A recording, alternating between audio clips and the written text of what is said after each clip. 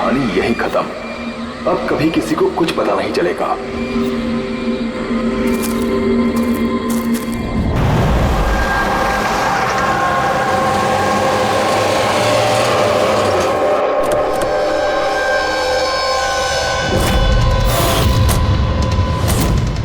Guys hold on, हो क्या रहा है? कोई मुझे बताएगा?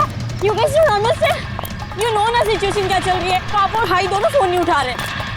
पापा, रे, प्लीज दरवाजा खोलो। करण देखो ना, कोई दरवाजा ही नहीं खोल रहा है। पापा, मिथुन काका, रे, मिथुन काका। Oh my God, रे। Oh my bro. He's no more.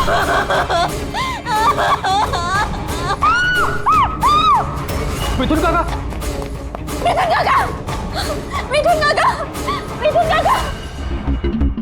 बेहोश। पापा, पापा, पापा, पापा, पापा।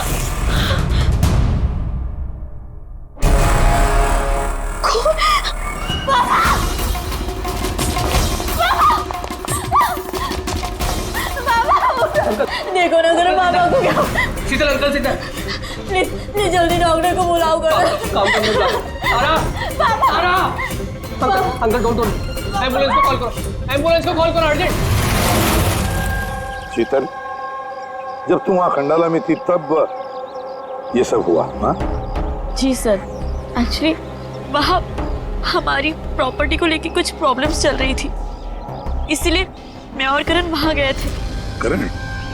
जी, ही इज माय लॉयर। अच्छा। सर वो लैंड शीतल के नाम पे थी, इसलिए उसे वहाँ होना ही था। यस सर, बहुत इंपॉर्टेंट मीटिंग थी। आप?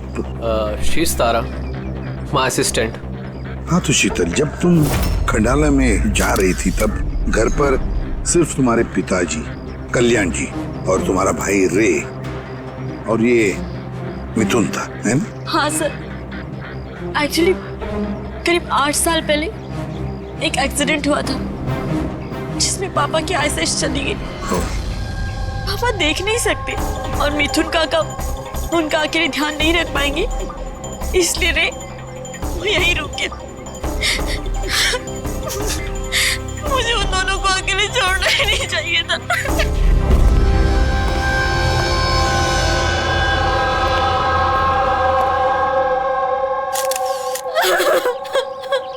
शांत हो जाओ। एक बात बताओ शीतल, अब तुम कह रही थी कि उनको अकेले छोड़कर जाना ही नहीं चाहिए था, क्यों? ऐसे क्यों लगा तुम्हें? क्या तुम्हें डर था कि उनकी दोनों की जान को खतरा है, ऐसे कुछ होगा? नहीं सर, पर इतना जरूर पता था कि रेंकी उसके फ्रेंड्स के साथ ना कोई बड़ी प्रॉब्लम चल रही थी। फ्रेंड्स के साथ? और वो लोग एक दूसरे को ब्लैकमेल कर रहे थे किसी चीज को लेके।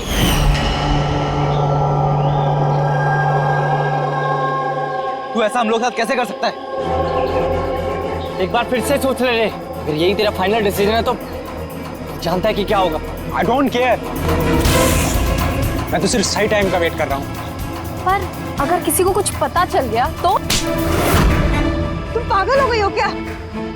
अगर तुम ऐसे बिहेव करती रहोगी तो श्योरली किसी ना किसी को तो डाउट हो ही जाएगा। गाइस, अगर हम कंट्रोल में हैं तो वी आर सेफ। गाइस, तुम लोग अपना देख लो, मुझे ऑनेस्टली नहीं पता है कि मैं क्या करने वाला हूँ।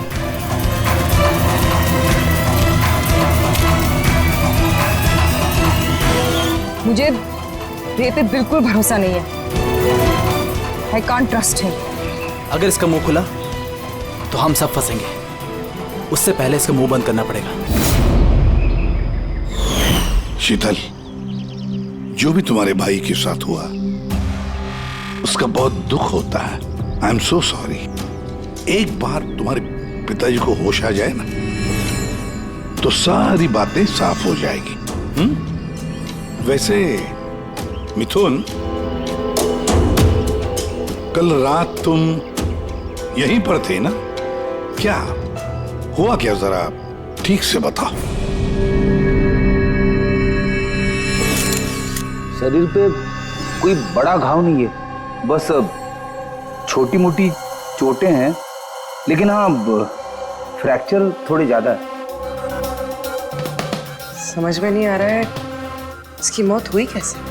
मैं अपना काम कर रहा था, अचानक लाइट चली गई और किसी ने मेरा मुंह बंद कर दिया। मैं बेहोश हो गया साहब। जब आँख खुली तो आप सामने थे। बाकी को कुछ याद नहीं आ रहा सर। ठीक है, रो मत। सर मौत की वजह तो पोस्टमार्टम के बाद ही पता चलेगी। कुछ समझ में नहीं आ रहा है सर। जिसने भी खून किया है सोच समझ के किया है, बड़ा ही चालाक है खूनी। एक काम करते हैं, इस घर को फिर से अच्छी तरह से चेक करते हैं।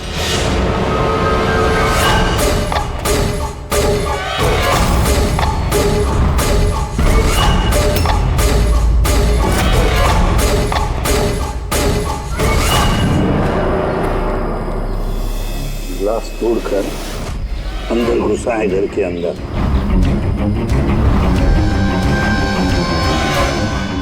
ये देखो खून लगा है उसका अंदर घुसते वक्त या भाग जाते वक्त।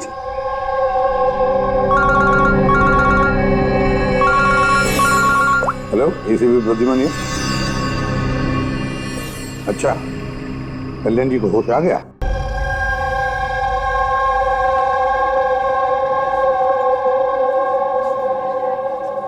पापा, कल्याण जी, मैं सीआईडी से एसीपी प्रद्युमन। आप मुझे बता सकते हैं क्या हुआ? मैं अपने घर पर था, मुझे तो सिर्फ आवाजें सुनाई देती। रे जोर जोर से चिल्ला रहा था, चीजें यहाँ वहां फेंकी जा रही थी, बहुत शोर था, पता नहीं क्या क्या हो रहा था। और फिर सडनली बाएं हाथ से कोई भागकर आया और उसने मुझे चाकू मार दिया, शायद बाएं हाथ से। और इससे पहले कि मैं रे को कुछ रे ठीक है, रे ठीक तो है? शीतल, शीतल, शीतल तुम कुछ बोल क्यों नहीं रही? हे भगवान, हे भगवान। जो भी कुछ हुआ हम उसे बदल तो नहीं सकते, लेकिन जिसने भी आपकी बेटी की जान ली है उसे सजा दिलाने की पूरी कोशिश करेंगे। हाँ कल्याण जी, आपने कहा कि कोई बाएं साइड से आकर उसने आप पर चाकू का वार किया है, लेफ्ट हैंड साइड से। ये कुछ खास बात याद आती है उस आदमी के बारे में? हाँ, कोई खास बात? हाँ, वो जरूर लेफ्ट हैंडेड था, लेफ्ट हैंडेड था वो। ये आप कैसे कह सकते हैं? सर मुझे पता चल जाता है, मेरी सेंसेस बहुत स्ट्रांग है। उसने जब मुझ पे वार किया मैंने उसका हाथ पकड़ लिया था और वो इतना स्ट्रांग था, वो जरूर लेफ्ट हैंडेड था सर, 100% लेफ्ट हैंडेड था। तो क्या डॉक्टर साहब ये जो जख्म है इनके शरीर पर वो वाकई किसी खब्बू आदमी ने बनाया? यस सर, घाव के निशानों के हिसाब से यही लगता है। चलो सर, कुछ तो सुराग हाथ लगा। हाँ, ये चारों के चारों दोस्त रे को धमका रहे थे। गड़बड़ है, कुछ न कुछ तो गड़बड़ जरूर है इन चारों में। तनिषा, अंकिता, विवान और सैम, उठाओ इन चारों को, उठाओ।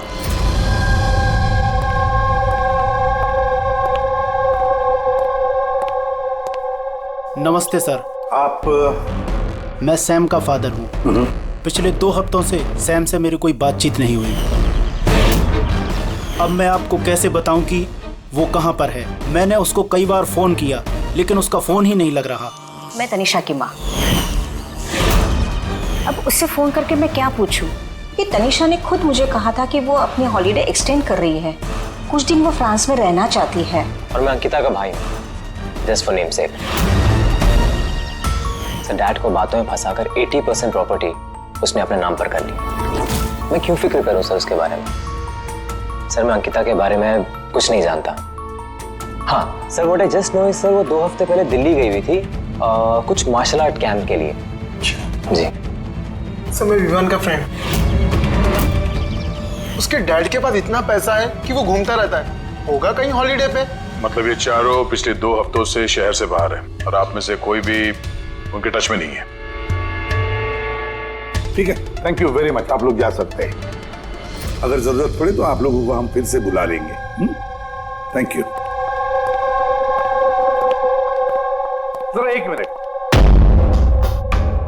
क्या आप बता सकते हैं कि सैम, तनिषा, विवान और अंकिता इन चारों में से कोई लेफ्ट हैंडेड है? कब्बू है?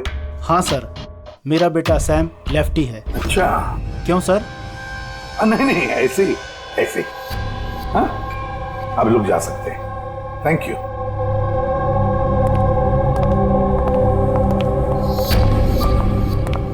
सर कहीं ऐसा तो नहीं कि इन चारों ने मिलके रे को मार दिया हो सकता है सर, और उसी डर की वजह से ये चारों कहीं ना कहीं जाके छुप के बैठे होंगे। सर ये चारों की लोकेशन का पता चल गया। सर कल रात सैम, तनिषा, अंकिता और विवान इन चारों की मोबाइल लोकेशंस शीतल के घर के 3 किलोमीटर के रेडियस में थी। सैम, तनिषा, अंकिता, विवान, रे, उन पांचों में कोई एक राज छुपा हुआ है। कोई ऐसा राज जो वो पांचों किसी को बताना नहीं चाहते थे। वो राज अपने पास ही रखना चाहते थे। हो सकता है ये रे कमजोर पड़ गया हो, बस तो राज किसी को पता ना चले। रे किसी को ना बताए, इसलिए रे को खत्म कर दिया। ये पता करना होगा सर कि वो कौन सा राज था जिसकी वजह से रे की जान चली गई।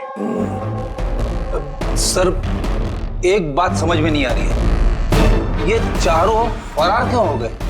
इन्हें तो खून करते हुए किसी ने देखा ही नहीं। एग्जैक्टली, लाइट चली गई थी सर, और वो कल्याण जी देख नहीं सकते थे और नौकर मिथुन बेहोश पड़ा था, तो वहां से भागकर कोई शक अपने ऊपर ओढ़ के क्यों लेगा? सर पता नहीं क्यों ऐसा लगता है कुछ मिसिंग है। सर ट्रेस करना शुरू करते हैं सर। अगर ये शहर से बाहर गए हैं तो किसी railway station, airport, bus station, hotel में तो गए होंगे, तो उनके क्रेडिट कार्ड और डेबिट कार्ड के डिटेल्स निकलवाते हैं। कहीं से भी हो, जहां से भी हो, इन चारों के लोकेशन के बारे में हमें इंफॉर्मेशन चाहिए, जल्द से जल्द। हाँ बोल सारुण क्या?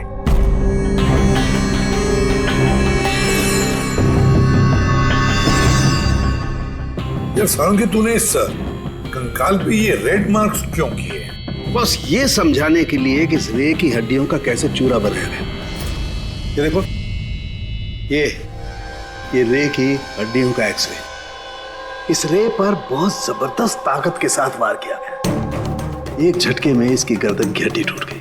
बस एक बार तो इसके रिब केज पर इतना जबरदस्त किया गया है कि एक ही झटके में इसके रिब केज की बाईं हड्डियां 12 की 12 पसलियां एक साथ एक झटके में टूट गई। और वो भी कमाल की बात यह है कि एक ही सिमेट्री में। एक झटके में 12 पसलियां? नतीजा हार्ट का रुक जाना, हार्ट ब्लॉक। इसके हार्ट पर जबरदस्त प्रेशर पड़ा। कमाल की बात यह है बॉस कि जितनी ताकत के साथ इस पर वार किया गया है, इतनी ताकत हाथों से या किसी भी हथियार से पैदा नहीं की जा सकती। इसे देख करके तो ऐसा लगता है जैसे खूनी जानता था बॉस। खूनी जानता था कि किस पॉइंट पर वार किया जाए कि एक ही झटके में सारी की सारी पसलियां एक साथ टूट जाए, एक सिमेट्री। हाथों से कोई इतना फोर्स तो पैदा नहीं कर सकता। हाँ कर सकता है अगर कोई मार्शल आर्ट्स का जानकार हो तो,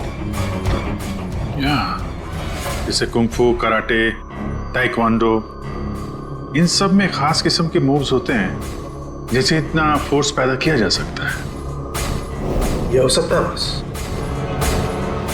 अभी अटैक उसी ने किया जिसे मार्शल आर्ट्स की जानकारी है, जैसे आर्मी बैकग्राउंड का कोई। Martial arts? वो लड़की भी तो गई है ना दिल्ली में मार्शल आर्ट्स का कैंप अटेंड करने के लिए। क्या नाम है उस लड़की का? अंकिता। अंकिता के भाई ने तो हमें ये बताया। Sir what I just know sir, वो 2 हफ्ते पहले दिल्ली गई हुई थी कुछ मार्शल आर्ट कैंप के लिए। और सर कत्ल की रात उसका फोन शीतल के घर के आसपास ही था, उसी ने किया होगा। सैम के साथ मिलके। कल्याण जी पर जिसने भी चाकू का वार किया था वो आदमी खब्बू था, लेफ्ट हैंडेड। हाँ सर, मेरा बेटा सैम लेफ्टी है। ये हो सकता है क्योंकि शीतल के घर की जिस खिड़की पर से हमें वो ब्लड सैंपल मिला था उसका डीएनए सैम के डैड के डीएनए के साथ मैच होता है। मतलब सैम वही था और अंकिता भी। बस अब हमें ये पता लगाना है कि ये सैम, तनीषा, अंकिता और विवान इस वक्त है कहां पर। अच्छा, आप कैब ड्राइवर, आप उस वक्त कहाँ थे?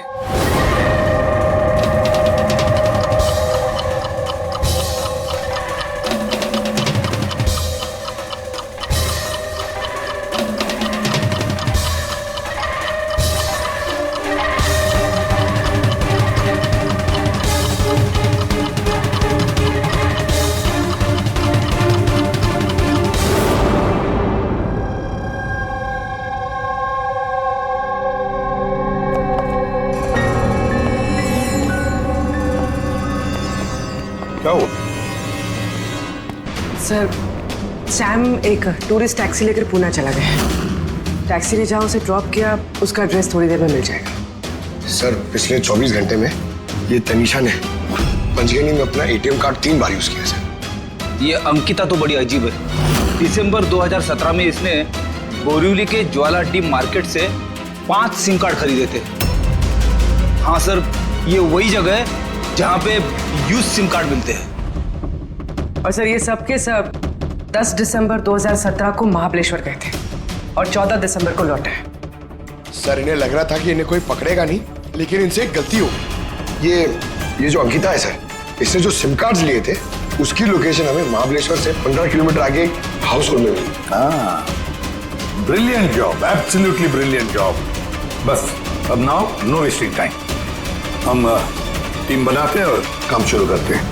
लेकिन सर 5 सिम कार्ड, वो भी यूज्ड, कर क्या रहे हैं ये लोग?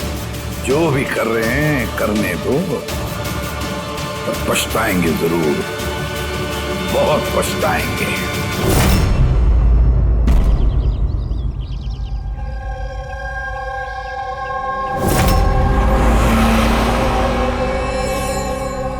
किसका फोन है? किसी विवान का है। विवान का कैसे हो सकता है? तुमने ठीक से सुना ना? अब उसने विवान कहा तो विवान ही होगा, मुझे क्या पता, आप बात करो। हेलो, कौन बोल रहा है? दूर, मैंने बोला था कि आज के बाद हम कांटेक्ट में नहीं आएंगे, तो कॉल क्यों किया? और तुझे पता कैसे चल रहा कि मैं यहाँ हूँ? ओके, तो वहीं रुक, मैं आ रहा हूँ।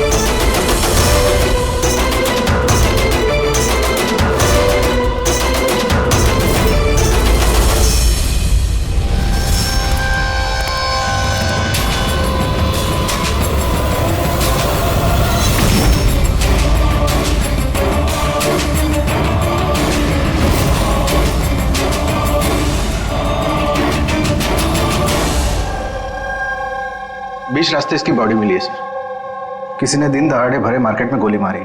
लॉन्ग डिस्टेंस शॉट था, ऑब्वियसली स्नाइपर होगा। स्नाइपर लॉन्ग डिस्टेंस से गोली चलाई, मतलब किसी को पता भी नहीं चला होगा कि गोली चली कहां से और फिर गोली चलाई किसने।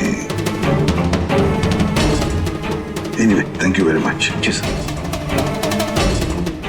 सर। सर हम लोग तनीषा तक पहुंचने ही वाले थे कि किसी ने इसे भी मार दिया। वही तो सर, ये इत्तेफाक तो नहीं हो सकता सर।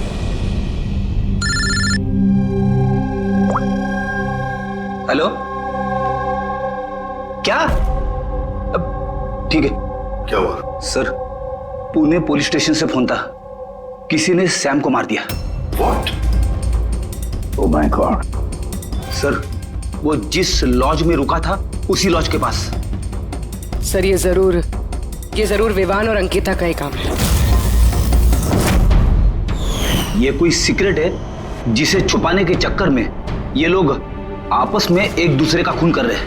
अपनी जो भी है उसे पता कैसे चलता है कि हम किसके पास जाने वाले हैं?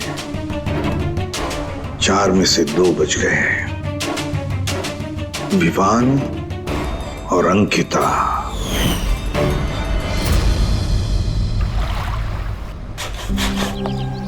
सबसे तो नहीं, मैं अंकिता से मिला था, उससे बात हुई थी मेरी।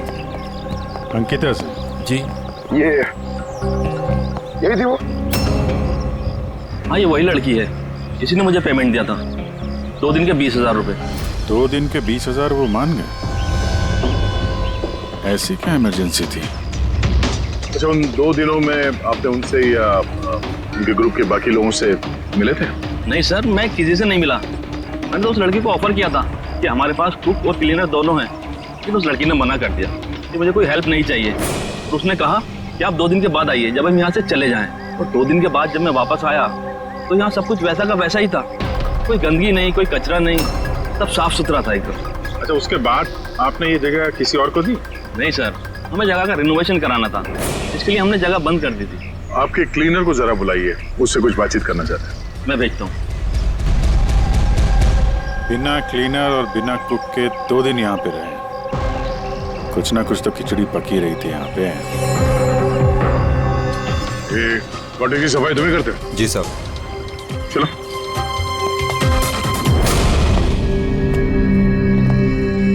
अच्छा, जब वो 5 लोग यहाँ से गए, उसके बाद जब तुमने यहाँ की साफ सफाई की तो कुछ मिला इधर उधर या कुछ अजीब लगा तुम्हें? नहीं सर, वो लोग तो बहुत अच्छे थे, जाने से पहले पूरी जगह को एकदम चकाचक साफ करके गए। पता नहीं कौन सा साबुन, क्या डिटर्जेंट यूज किया, पूरा घर चमका दिया था। वाह, हाँ, सफाई हो रही है। ये कौन सा डिटर्जेंट है मैडम जी? अरे कुछ नहीं, वो रात को पार्टी हुई थी ना तो ज्यादा गंदा हो गया है। तुम लोग, हम कर लेंगे। बस साफ कर दो। एक मिनट। ये लो, ये लेके जाओ। हाँ, जाओ।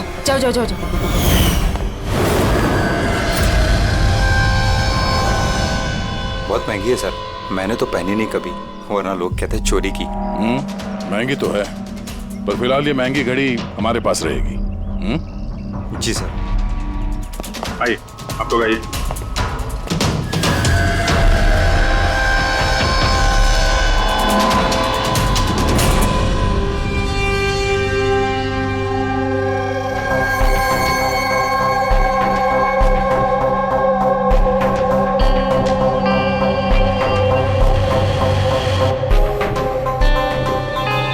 सर, सैम, तनीषा और रे तीनों का तो मर्डर हो गया है। अब बचे विवान और अंकिता। खूनी इन दोनों में से ही कोई हो सकता है। ये विवान ही होगा, उसी ने सैम को फोन करके लॉज के बाहर बुलाया था।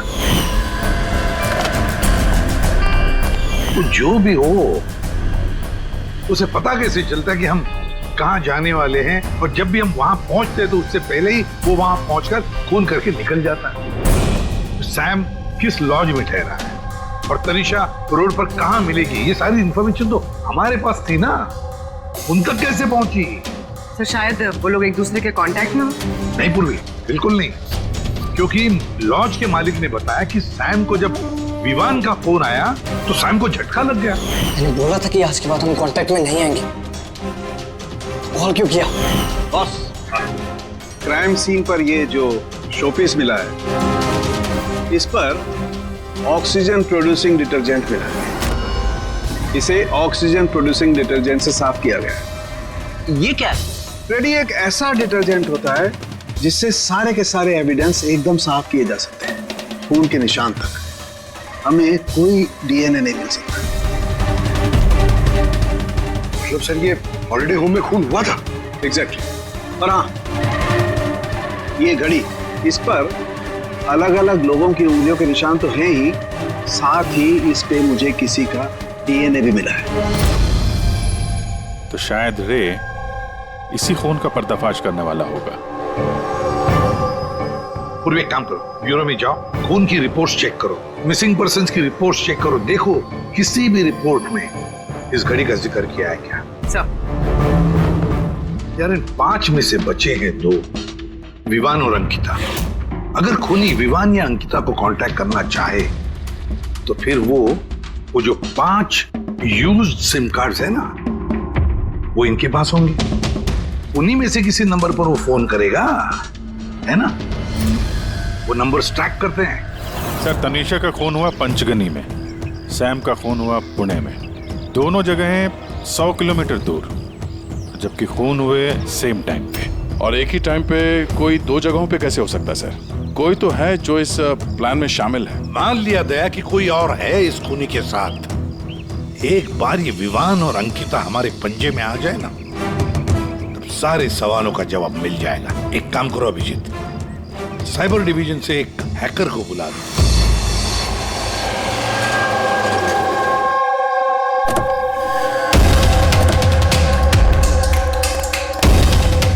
इसमें पूरे पैसे है ना?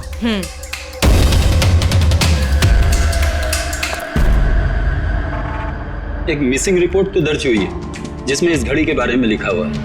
कोई रणधीर कुमार नाम का एनआरआई था। कब फाइल हुई थी रिपोर्ट? 6 दिसंबर 2017। कोई करण जोशी ने फाइल की थी। जी ये देखिए।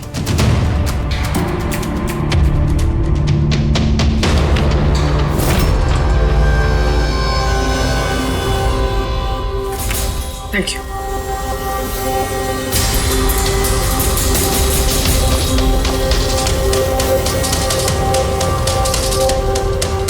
कहीं उन लोगों ने इस रणधीर को तो नहीं मार डाला?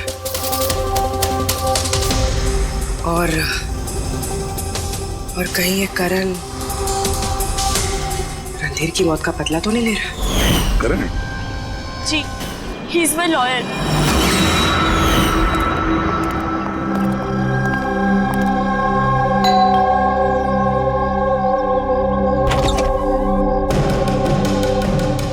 Good to see you.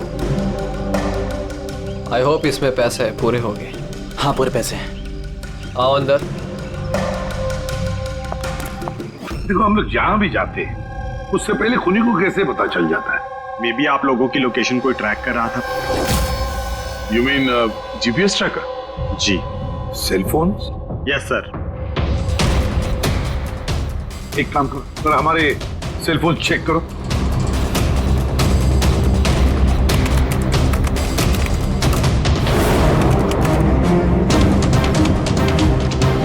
तुमने पैसे मांगे थे, हम लेकर आए हैं। अब वो एविडेंस दो और सब खत्म करो। खत्म करूं? जैसे तुम लोगों ने रणधीर को खत्म किया था। करण, हमें सबूत दो। देता हूं, लेकिन उससे पहले मैं तुम्हें किसी से मिलाना चाहता हूं। कौन? बुलाता हूं।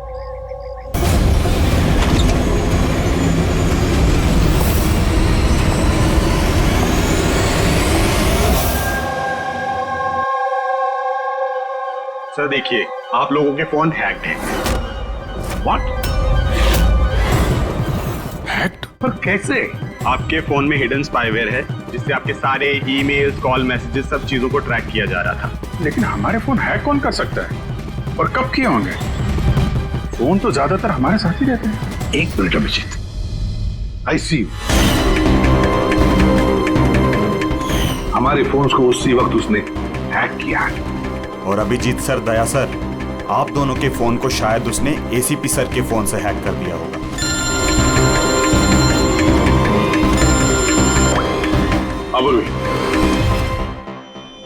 करण मरने वाले से रिलेटेड है?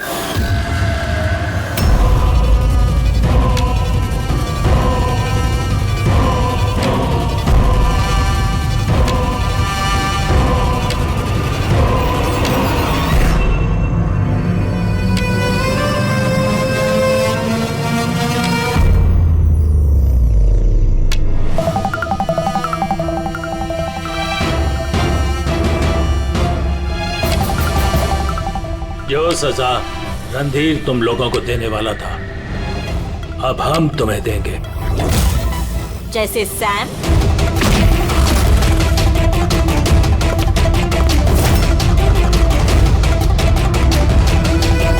तनिषा और रे को दी। अब तुम दोनों की बारी है। तभी रणधीर की आत्मा को शांति मिलेगी। इसी घर में मारा था ना तुमने रणधीर को?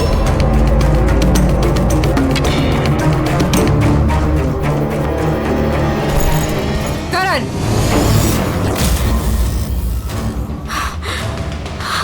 तुम्हारे पास कोई सबूत नहीं है ना? तुमने हमें फंसाया है ना? हाँ?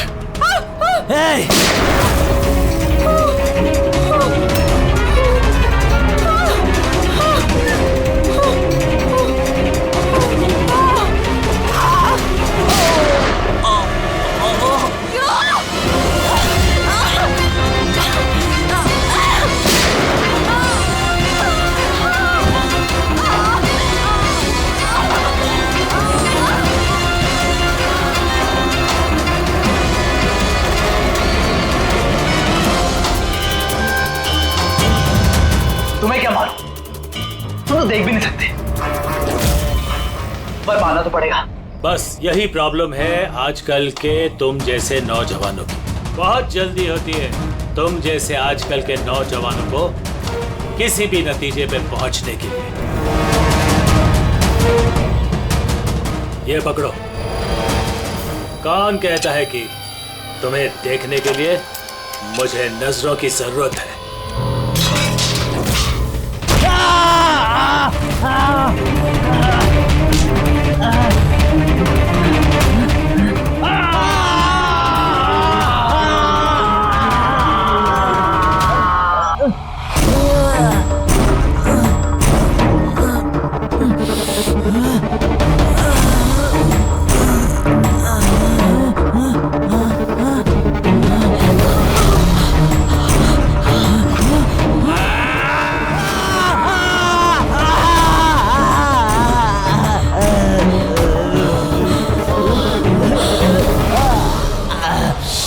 शीतल बेटा, तुम ठीक तो?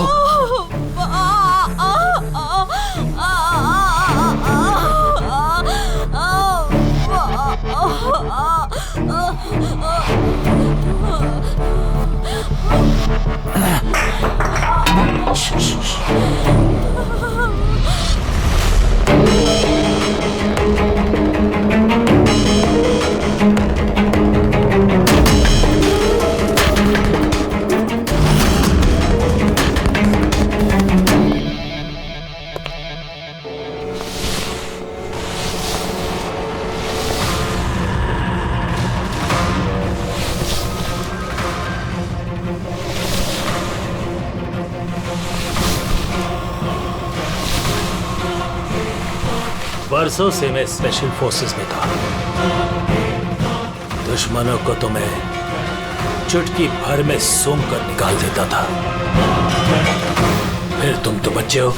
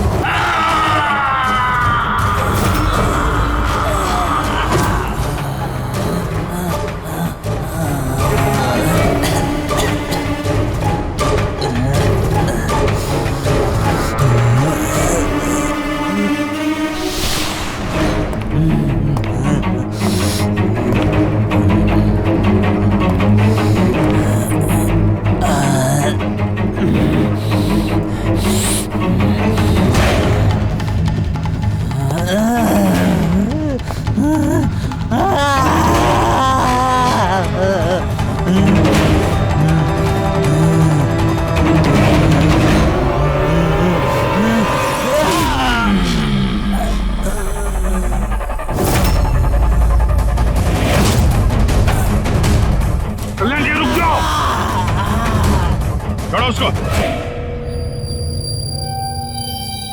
मैं तो अंधा हूं ऑफिसर, लेकिन आप देखकर बताइए कि मैंने उसका सारा शरीर बेकार कर दिया है या नहीं, या दूं एक और?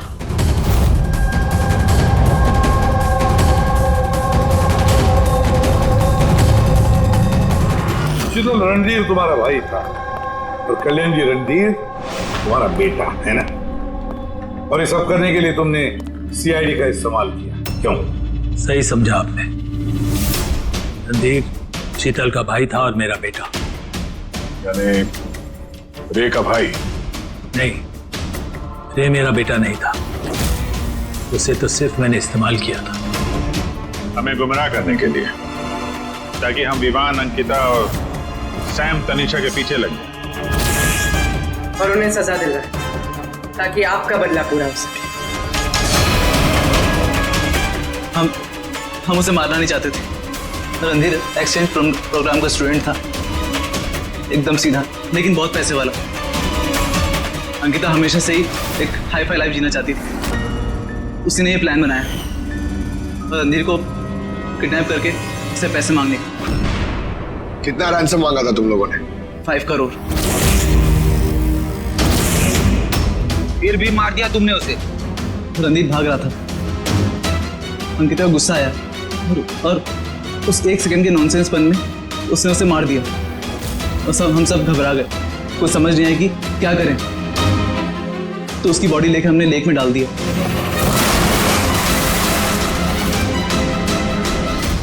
रे को ये बात हजम नहीं हुई है, और यहीं पर तुम्हारा प्लान गड़बड़ हो गया। सर, वो रणधीर की इंडिया में सारी रिस्पॉन्सिबिलिटी मेरी थी। कल्याण अंकल और शीतल तो न्यूयॉर्क में थे, लेकिन रणधीर का केयरटेकर मैं यहाँ था। इन लोगों को पैसा देने के बाद भी इन्होंने रणधीर को नहीं छोड़ा, मार दिया। तो मैं घबरा गया, मुझे कुछ समझ नहीं आया। फिर एक दिन रे का कॉल आया। मुझे बिलीव नहीं हो रहा है कि हमने उसको। I'm sorry Ankita. कुछ नहीं होगा तुम्हें, तुम सिर्फ हमें बता दो कि बाकी के दोस्त लोग कहाँ हैं। अंकल वो सब बाहर चले गए, जब तक ये रणधीर का केस सॉल्व नहीं हो जाएगा ना अंकल, वो वापस नहीं आएंगे। कहाँ है वो? मुझे उस बारे में कुछ भी नहीं पता। रे तो हमारे पास था ही, बस उन चारों को पकड़ना था, और ये काम हम अकेले नहीं कर सकते थे। तो इसीलिए तुमने हमारा इस्तेमाल किया, क्यों? रे से सारी इंफॉर्मेशन निकालने के बाद तुम लोगों ने उसे एक दर्दनाक मौत दी, ताकि हम लोग वो केस इन्वेस्टिगेट करें और ये सारी कहानी निकल के सामने आए। साथ में हमें सारे एविडेंसेस दे दिए, उन चारों के मोबाइल नंबर्स, और सैम जिस पैथोलॉजी लैब में काम करता था वहां से उसके ब्लड सैंपल मंगवा लिया। हम सबके फोन्स हैक किए। काफी अच्छी प्लानिंग थी, लेकिन एक बात भूल गए तुम, सजा देने का काम तुम्हारा नहीं, कानून का है।